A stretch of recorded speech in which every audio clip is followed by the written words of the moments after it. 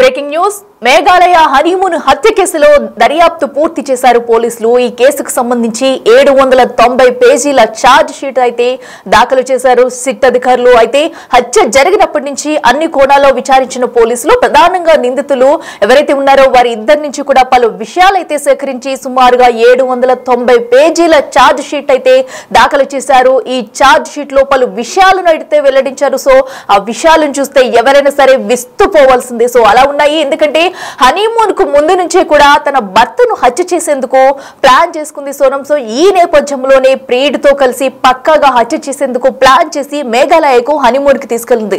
So అనంతరం కూడా అక్కడ ఒక రెక్కి నిర్వహించి పక్కా ప్లాన్ ప్రకారం వారు అనుకున్నట్టే భర్త ఎవరైతే ఉన్నారో రాజ్ కుష్వాహా ఎవరైతే ఉన్నారో వారిని హత్య చేసేందుకైతే కుట్ర పన్నారు. సో అనంతరం కూడా వారు అనుకున్న ప్లాన్ అయితే పక్కగా అమలు చేశారు. సో దీంట్లో అయితే ఏకంగా తన భర్త మరణించారని చెప్పాలి. సో అయితే ఎట్టకేలకు ఈ కేసుని ఛేదించిన పోలీసులు అయితే 790 పేజీల ఛార్జ్ షీట్ అయితే దాఖలు చేశారు. ప్రస్తుతం అయితే A1 సోనం, A2 గా ఆమె ప్రియుడు రాజ్ కుష్వాహా ఇద్దరిని ఉరి తీయాలంటూ కూడా ఎవరైతే మృతుడు రఘువంశీ ఫ్యామిలీ అయితే డిమాండ్ చేస్తున్నారు. మరి ఇప్పుడు నిజాలన్నింటినీ కూడా అటు సిట్ ముందైతే నిందితులు ఇద్దరు ఒప్పుకున్నారు. మరి ఇప్పుడు సిట్ అటు పోలీసులు ఎలాంటి శిక్ష వేయబోతున్నారు, కోర్టు ఎలాంటి తీర్పు ఇస్తుంది అనేది కూడా ఉత్కంఠంగా మారింది. మరి వారి రఘువంశీ ఫ్యామిలీ కోరినట్లు ఇద్దరికి ఉరి శిక్ష విధిస్తారా ఏంటనేది కూడా ప్రస్తుతం అయితే ఉత్కంఠంగా మారింది. ప్రస్తుతం ఛార్జ్ షీట్లు అయితే విస్తుపోయే విషయాలను అయితే బయట పెట్టారు సిట్ అధికారులు అయితే. సో ఇప్పటి వరకు హత్య జరిగినప్పటి నుంచి అన్ని కోణాల్లో అయితే విచారణ జరిపించారు. అయితే హనీమూన్ కు తీసుకెళ్లే దారుణంగా చంపిన వైనం అయితే ఈ ఛార్జ్ షీట్ లో బయటపడింది. సో రఘువంశీతో పెళ్లికి ముందే సోనం కు రాజ్ కుష్వాహాతో ఎఫ్ఐఆర్ అయితే నడుస్తున్నట్లుగా కూడా విషయాలైతే వెల్లడించారు. ఇద్దరు కూడా నిజాన్ని ఒప్పుకున్నారు. సో అయితే పెళ్లి అనంతరం కూడా కొన్ని అనివార్య కారణాల వల్ల పెళ్లి జరిగింది. అనంతరం కూడా ఎవరైతే అటు రఘువంశీని చంపేందుకే ఇరువురు కూడా ప్లాన్ చేసుకుని మేఘాలయకు హనీమూన్ పేరుతో తీసుకెళ్లి ఎంతో కిరాతకంగా అక్కడైతే హత్య చేసింది. సో హనీమూన్ ప్లాన్ పేరుతో అయితే తన భార్య రఘువంశీని అయితే మేఘాలయ వరకు తీసుకెళ్లి అక్కడ పక్కా ప్లాన్ ప్రకారం ప్రియుడు ఎవరైతే రాజ్ కుష్వాహా ఉన్నారో అతడితో కలిసి అక్కడ హత్య చేసింది. సో హత్య జరిగినప్పుడు కూడా తన పక్కనే ఎవరైతే భర్తను చంపేటప్పుడు సోనం కూడా తన పక్కనే ఉన్నట్టుగా సిట్ విచారణలు అయితే బయటపడింది. సో దీంతో ఈ విషయాలు ఉన్న ప్రతి ఒక్కరు కూడా ఆశ్చర్యపోతున్నారని చెప్పుకోవాలి. సో ఎందుకంటే ఏకంగా భర్తను హనీమూన్ అని చెప్పించి పెళ్ళైన కొత్తలోనే తీసుకెళ్లి ఇంత కిరాతకంగా హత్య చేయడం సంచలనం సృష్టించిందని చెప్పాలి.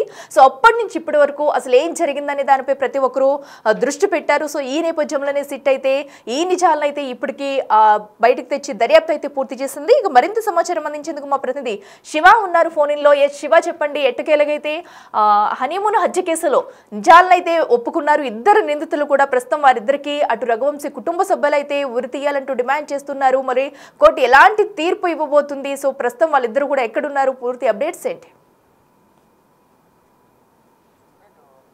మర్డర్ కేసులో దర్యాప్తు పూర్తయింది. మొత్తం 8 మందిపై దర్యాప్తు శాఖ అధికారులు అభియోగాలు నమోదు చేశారు. A1 సోనం అలాగే A2 గా ఆమె ప్రియుడు రాజ్ కుష్వాను చేర్చారు ఛార్జ్ షీట్ లో. ఇద్దరిని ఉరి తీయాలంటూ రఘువంశీ ఫ్యామిలీ డిమాండ్ చేస్తుంది. హనుమూన్ కి తీసుకెళ్లి భర్తను అత్యంత దారుణంగా ఈ సోనం చంపింది. రఘువంశీతో పెళ్లికి ముందే సోనం కు రాజ్ కుష్వాతో ఎఫ్ఐఆర్ ఉన్నట్లుగా కూడా తెలుస్తోంది. దీన్ని బట్టి మర్డర్ ప్లాన్ కోసం భర్తను మేఘాలయ తీసుకువెళ్ళింది సోనం. విచారణలో మొత్తం నిజాలను ఇద్దరు ఒప్పుకున్నారు. ఇక ఇటు దర్యాప్తు శాఖ అధికారులు కూడా మొత్తం ఛార్జ్ షీట్ ను దాఖలు చేశారు. సుమారు 790 పేజీల ఛార్జ్ షీట్ ను దాఖలు చేశారు. విచారణలో సీన్ టు సీన్ సోనం చెప్పింది. ఇక ముందే సుపారీ గ్యాంగ్ డీల్ పూర్తించుకుని 20 లక్షల వరకు ఇచ్చే విధంగా కూడా మాట్లాడుకున్నట్టు తేలిగారు. ఆ తర్వాతే మేఘాలయకు హనీమూన్ ట్రిప్ అనేది ప్లాన్ చేసినట్టు తెలుస్తోంది. ఇక భర్తను చంపేసి దొంగతనంగా సీన్ క్రియేట్ చేసింది సోనం. ఆ తర్వాత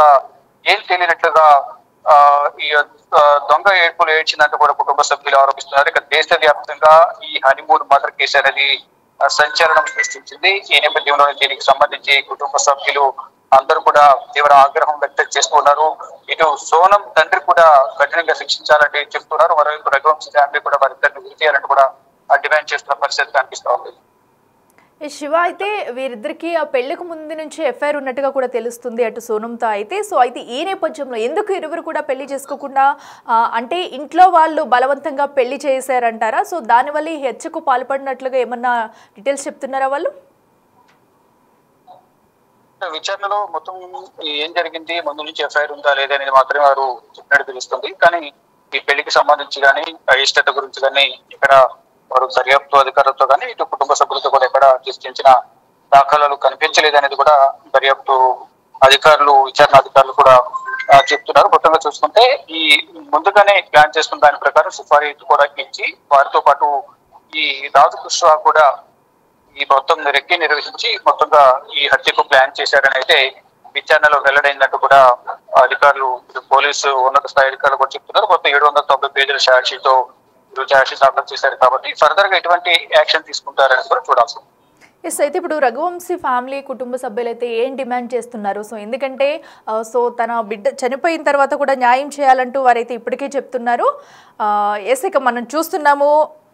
okay, right Shiva, thank you. Yes, ఇక ప్రస్తుతం అయితే ఏదైతే హనీమూన్ ట్రిప్ కేసులో అయితే పోలీసులు అయితే దర్యాప్తు పూర్తి చేశారని చెప్పాలి. మరి ఇప్పుడు ఎలాంటి వాళ్ళిద్దరికీ కూడా ఎలాంటి శిక్ష పడుతుంది అనేది కూడా ఉత్కంఠంగా మారింది. మరో పక్కన రఘువంశీ కుటుంబ సభ్యులైతే వారిద్దరిని కూడా ఉరి తీయాలంటూ కూడా డిమాండ్ చేస్తున్నారు. తమ కొడుకును ఎంతో నమ్మించి పెళ్లి చేసుకుని హనీమూన్ అని చెప్పి తమ కోడలు ఎవరైతే ఉన్నారో అటు మేఘాలయ తీసుకెళ్లి ఇంత కిరాతకంగా హత్యకు పాల్పడటంతో కూడా రఘువంశీ కుటుంబ సభ్యులు కన్నీరు మున్నీరుగా విలపిస్తున్నారు. అయితే ఎట్టకేలకు ఈ కేసుకు సంబంధించి సుమారుగా 790 పేజీల ఛార్జ్ షీట్ అయితే సిట్ అయితే పూర్తి చేసింది. మరి ఛార్జ్ షీట్ లో వెలువరించిన విషయాల ప్రకారం ఎలాంటి నిర్ణయం తీసుకోబోతున్నారు, వారిద్దరికి కూడా ఎలాంటి శిక్ష పడుతుందనేది కూడా వేచి చూడాలి.